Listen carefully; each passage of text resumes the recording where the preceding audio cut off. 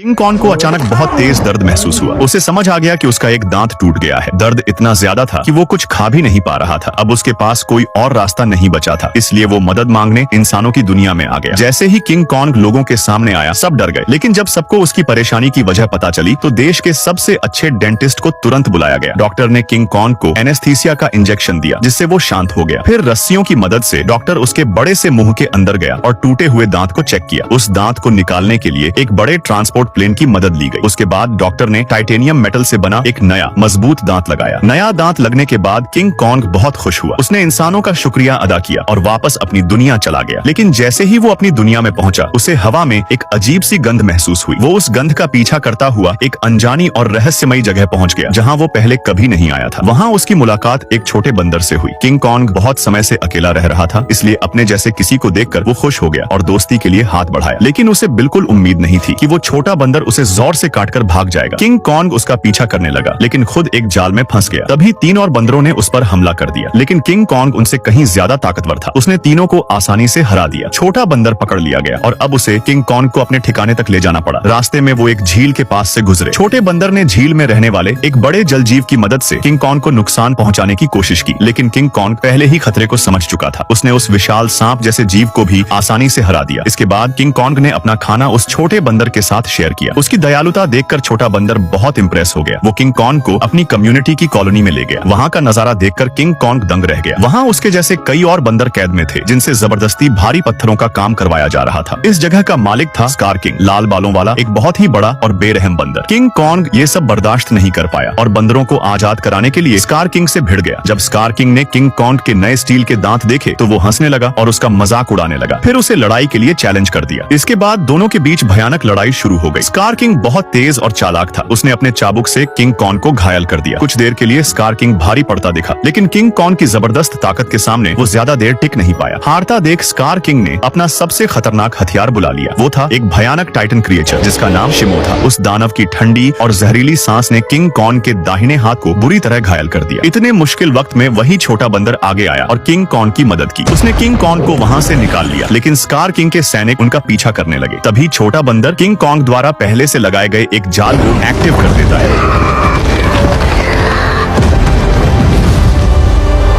और दोनों अपनी जान बचाकर भाग निकलते हैं। अब बुरी तरह घायल किंग कॉन्ग छोटे बंदर की मदद से एक बार फिर इंसानों के पास पहुंचता है। इंसान फिर से उसकी मदद के लिए आगे आते हैं। वो किंग कॉन्ग को नया हाथ तो नहीं दे पाते, लेकिन एक खास मशीन की मदद से उसके हाथ को पहले से भी ज्यादा ताकतवर बना देते हैं। इस तरह इंसान एक बार फिर किंग कॉन्ग की मदद करके अपना फर्ज निभाते हैं।